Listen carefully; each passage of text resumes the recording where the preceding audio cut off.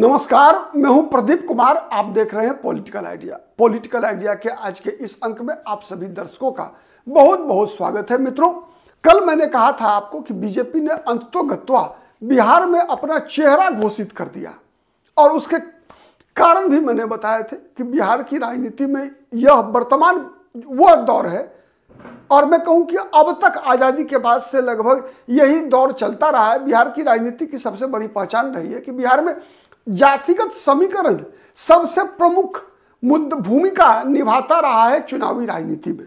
इस बार भी निभाया। मैंने कई बार कहा है कि बिहार की राजनीति में ध्रुवीकरण की राजनीति लगातार होती है। पहले 90 से पहले देखेंगे तो जाति की राजनीति भी थी, लेकिन जाति का इस्तेमाल सकारात्मक रूप से होता था। मतलब हर पॉलिटिकल पार्टी अलग अलग जातियों को प्रतिनिधित्व देकर खुद से जोड़ने का प्रयास करती थी। कांग्रेस में भी कहेंगे आप तो ऐसा नहीं था कि सवर्ण मुख्यमंत्री हुआ करते थे, लेकिन कांग्रेस पार्टी में ही शेरे बिहार रामलखन सिंह यादव भी हुआ करते थे। कांग्रेस में ही अब्दुल गफूर मुख्यमंत्री भी हुआ करते थे। कांग्रेस से ही दरोगा प्रसाद राय भी मुख्यमंत्री बने थे और भोला पासवान शास्त्री कांग्रेस से भी मुख्यमंत्री बने थे और गैर कांग्रेस के भी खेमा से भी मुख्यमंत्री बने थे। तो ये इस प्रकार की राजनीति थी। वही समाजवादी में भी देखेंगे आप, जो समाजवादी ताकतें थी उनमें अगर कर्पूरी ठाकुर सबसे बड़े नेता थे अति पिछड़ा समाज के, तो दलित समाज से रामसुंदर दास भी थे जो मुख्यमंत्री बने, दोनों बने मुख्यमंत्री। तो ये जो राजनीति थी बिहार की राजनीति का, तो वो सकारात्मक थी। हर दल, हर गठबंधन अपने संगठन के अंदर जातियों को प्रतिनिधित्व देकर उस जाति को अपनी तरफ आकर्षित करता था। बीजेपी में भी देखेंगे तो जगदम्बी प्रसाद यादव 1984 में बीजेपी के प्रदेश अध्यक्ष हुआ करते थे और वो चुने गए प्रदेश अध्यक्ष थे। कोई मनोनीत प्रदेश अध्यक्ष थे ऐसा नहीं था, चुनकर आए थे। फिर जब 90 में बीजेपी के प्रदेश अध्यक्ष का चुनाव हुआ तो ताराकांत झा ने, मतलब ब्राह्मण जाति का एक नेता ने यादव जाति के रामदास राय को चुनाव में हराकर प्रदेश अध्यक्ष बने थे। मैंने प्रदेश अध्यक्ष के लिए भी चुनाव होता था, ठीक है। उसी तरीके से आपने देखा बिहार में 90 में मुख्यमंत्री पद का चुनाव हुआ जिसमें लालू प्रसाद यादव ने रामसुंदर दास को चुनाव में हराया और उसके लिए इस्तेमाल किसका किया गया? लालू प्रसाद यादव, एक पिछड़ी जाति के यादव जाति के नेता ने एक दलित रामसुंदर दास को हराने के लिए रघुनाथ झा का इस्तेमाल किया, ठीक है। तो इस प्रकार की राजनीति होती थी। लेकिन 90 के बाद राजनीति क्या बदली बिहार में?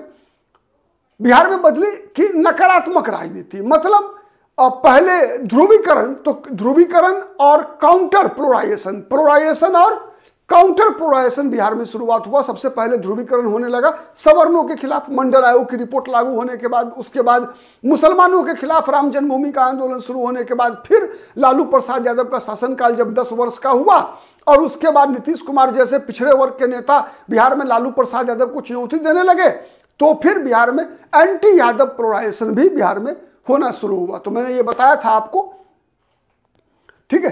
तो इसी क्रम में अगर देखेंगे तो बिहार की राजनीति एक प्रकार से उस दौर में वर्तमान में पहुंची है जहां पर कि बीजेपी ने अब केवल नीतीश कुमार के भरोसे बिहार में अपनी राजनीति करना छोड़ दिया। और उसी क्रम में जब इस सरकार में पहली बार बीजेपी का गृह मंत्री बना, दो उप मुख्यमंत्री तो पिछली बार भी थे, लेकिन पिछली बार का उप मुख्यमंत्री सम्राट चौधरी, चेहरा वही, नाम वही, पद वही उप मुख्यमंत्री का, लेकिन विभाग बदल गया, गृह मंत्रालय। अब गृह मंत्री बनकर बीजेपी ने अपना चेहरा दिखा दिया कि बिहार में भविष्य के लिए हमारा यह चेहरा है। दूसरा उप मुख्यमंत्री विजय सिन्हा, एक पिछड़ा वर्ग, दूसरा सवर्ण समाज का। अब अति पिछड़ा से चर्चा है कि प्रेम कुमार जो है बिहार में विधानसभा के स्पीकर बनेंगे। बीजेपी का प्रदेश अध्यक्ष अभी वैसे जाति के हैं दिलीप जायसवाल, वैसे मंत्री बन गए हैं, तो अब उनका प्रदेश अध्यक्ष पद बदलेगा।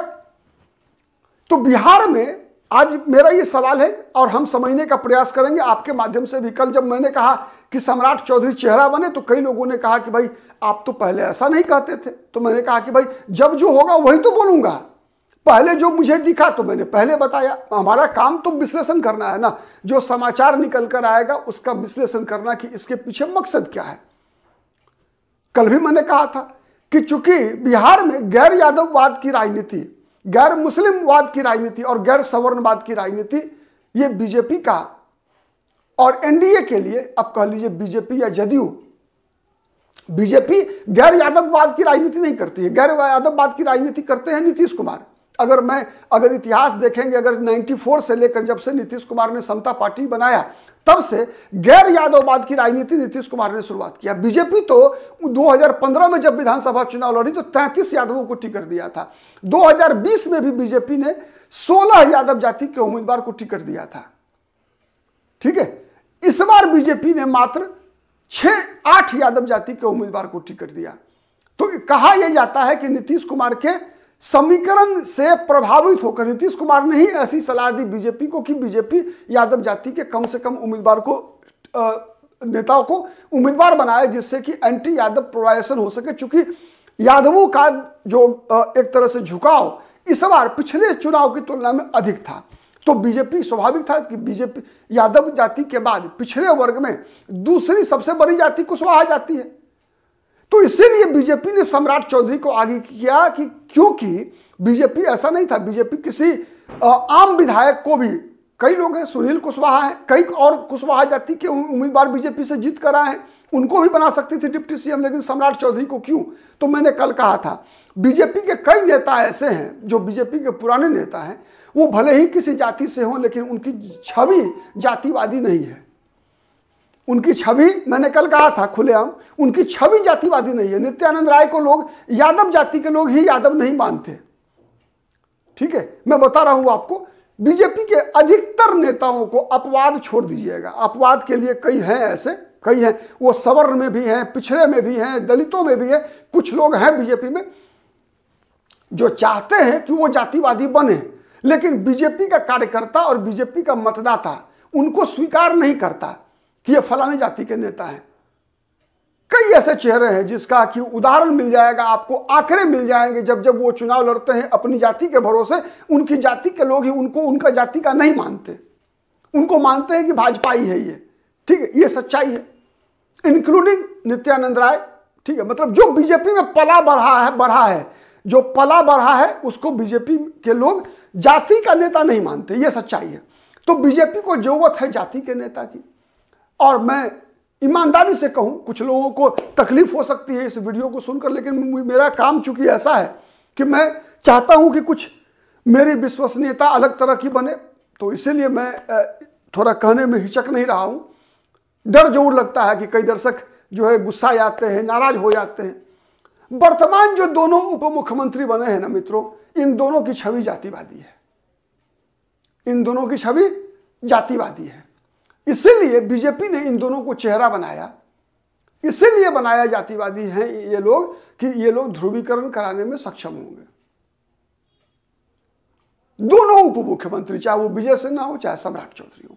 वैसे विजय सिन्हा की प्रारंभिक शिक्षा दीक्षा, राजनीतिक शिक्षा दीक्षा की बात मैं कर रहा हूं, वो बीजेपी में ही हुआ है जहां तक मुझे जानकारी है। सम्राट चौधरी तो बाहर से आए, कई पार्टियों से होकर आए, या शुरुआत हुई सम्राट चौधरी की। अगर पिता के भी राजनीतिक प्रतिबद्धता को जोड़ ले तो सम्राट चौधरी के पिता शकुनी चौधरी का राजनीतिक यात्रा शुरुआत हुई कांग्रेस पार्टी से, फिर आए लालू यादव की पार्टी में, फिर आए समता पार्टी में नीतीश कुमार के साथ, फिर गए लालू यादव के साथ, फिर गए नीतीश कुमार के साथ, फिर आए जीतन राम मांझी के साथ, उसके बाद आए हैं बीजेपी में। तो शकुनी चौधरी जब लालू यादव के साथ आए तभी से सम्राट चौधरी की भी राजनीतिक यात्रा शुरू होती है। और मैं बताऊं, नई पीढ़ी के नए दर्शक जिनको पता नहीं हो, तो सम्राट चौधरी पहली बार जब मंत्री बने थे तो 25 वर्ष भी पूरा नहीं हुआ था, उस पर बड़ा विवाद हुआ था, बड़ा आंदोलन हुआ था। और यही बीजेपी और समता पार्टी जो उन दिनों थी नीतीश कुमार की, इन लोगों ने खूब आंदोलन किया था सम्राट चौधरी को के खिलाफ। खैर, राजनीति में बदलती रहती है परिस्थितियां। आज वही नीतीश कुमार अपने पीछे डिप्टी सीएम के रूप में सम्राट चौधरी को घुमाते हैं, जिनके सम्राट चौधरी के बारे में नित्य दिन जदयू के लोग प्रतिदिन खुलासा किया करते थे। और सम्राट चौधरी ने मुरट्ठा बांधा था नीतीश कुमार को गद्दी से हटाने के लिए। कहा था कि, क्या कहा था, नीतीश कुमार डस्टबिन में रखने लायक है, वेस्ट है, वेस्ट मतलब WASTE, वेस्ट, यही होता है ना स्पेलिंग। ठीक है, चलिए जो भी होता है, मेरी अंग्रेजी उतनी अच्छी नहीं है मित्रों। ठीक है, तो ये स्थिति थी। अब उसी सम्राट चौधरी को बीजेपी अपना चेहरा बनाई है, उप मुख्यमंत्री बनाई है, गृह मंत्री बनाई है, कद बढ़ा दिया है। अमित शाह ने कहा था कि चुनाव जिताइए तारापुर से सम्राट जी को, मोदी जी बड़ा नेता बनाएंगे, बड़ी जिम्मेवारी देंगे। मिल गई बड़ी जिम्मेवारी विजय सिन्हा को। वैसे ही चर्चा यहां तक थी जब तक विजय सिन्हा ने शपथ नहीं लिया था। बीजेपी के भी अंदर खाने चर्चा चल रही थी कि बीजेपी सम्राट चौधरी को तो कंटिन्यू कराएगी, लेकिन विजय सिन्हा को नहीं बनाएगी। और विजय सिन्हा का नाम, जैसे मुझे जानकारी मिली कई जगह से, कि विजय सिन्हा का नाम अंतिम क्षण में जोड़ा गया है। और इसीलिए जोड़ा गया है कि विजय सिन्हा भी वो फिगर हैं सम्राट चौधरी के साथ साथ जो ध्रुवीकरण कराने में सक्षम है। आपने देखा होगा लखीसराय से जब चुनाव लड़ रहे थे तो मतदान के दिन किस प्रकार से विजय सिन्हा ने कहा था बुलडोजर चलेगा गुंडों पर, और गुंडों के साथ साथ जाति का भी नाम ले लिया था। मैं नहीं ले सकता ऐसा काम, ठीक है, क्योंकि नकारात्मक सकारात्मक संदर्भ में इस्तेमाल हम कर सकते हैं, नकारात्मक नहीं करना चाहिए। तो गुंडों पर बुलडोजर चलेगा, बुलडोजर, ठीक है। तो इस प्रकार के बयान, मतलब विजय सिन्हा का भी, सम्राट चौधरी का भी उसी प्रकार का बयान। तो मतलब ये है, समझिए कि आप बीजेपी के लिए ये टेम्पररी एसेट है, मतलब बीजेपी के लिए चेहरा नहीं है, ये बीजेपी के मुखौटा है। आपको मैं क्यों कह रहा हूं मुखौटा, मुझे याद आया, इसलिए मैंने ऐसा टाइटल बनाया आज का। एक समय था जब अटल बिहारी वाजपेयी देश के प्रधानमंत्री थे, तो उन दिनों विदेश से कुछ डेलीगेट्स आए, बीजेपी के किसी कार्यक्रम में आना था, तो उनको ब्रीफ करने के लिए उस समय बीजेपी के सबसे शक्तिशाली महासचिव हुआ करते थे के.एन. गोविंदाचार्य। उनका संबंध बिहार से भी रहा। जब के.एन. गोविंदाचार्य आरएसएस के प्रचारक हुआ करते थे तो वो पटना में ही रहा करते थे, बिहार में ही रहा करते थे। जयप्रकाश नारायण का जो आंदोलन 74 का हुआ उसमें उनकी बड़ी भूमिका थी।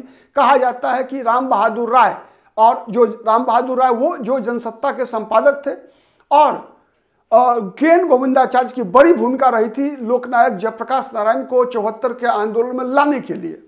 वो शामिल नहीं होना चाहते थे आंदोलन में।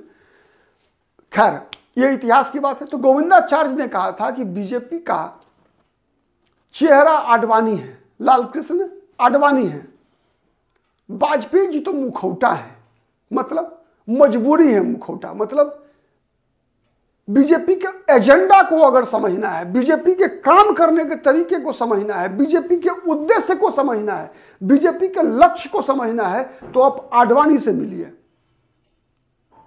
वाजपेयी जी तो चेहरा है, वाजपेयी मजबूरी है बीजेपी के। क्यों मजबूरी है?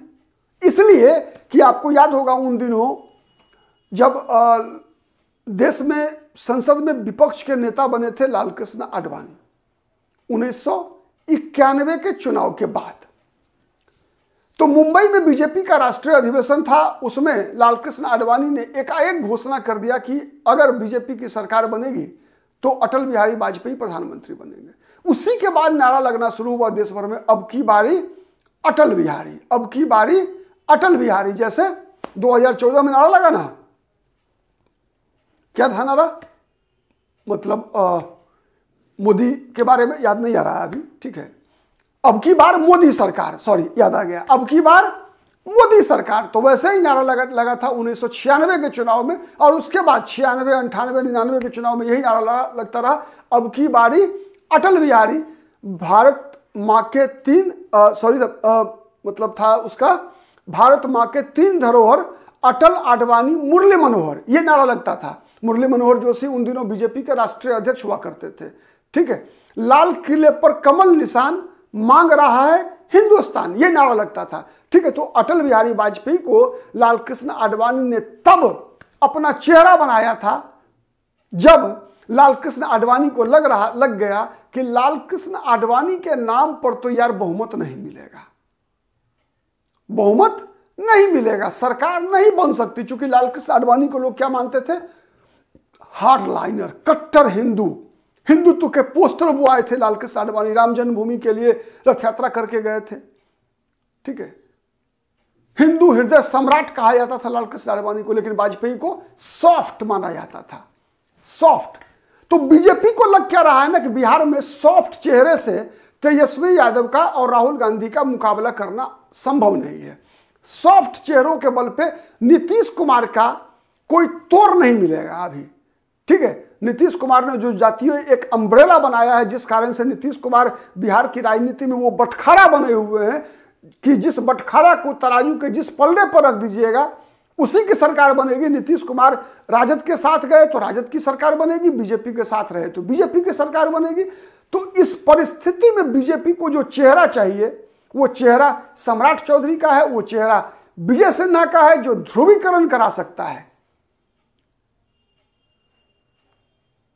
आप किस हद तक सहमत हैं बताइएगा कमेंट करके, लेकिन गुस्साइएगा नहीं भाई। मेरे मन में जो बात आती है मैं ईमानदारी से बताता हूं, बीजेपी का असली चेहरा अभी आपको नहीं दिख रहा है। बीजेपी का चेहरा आने वाले दिनों में दिखेगा, हम कभी बात करेंगे उस पर भी, लेकिन इतना मानकर चलिए कि सम्राट चौधरी और विजय सिन्हा बीजेपी के असली चेहरा नहीं है।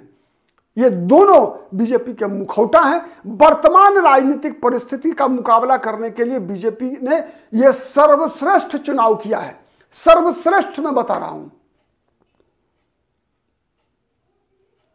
फिर आगे बात होगी अलग किसी अन्य मुद्दे पर, और इसी प्रकार के मुद्दों पर भी होगी तो अलग नजरिए से होगी।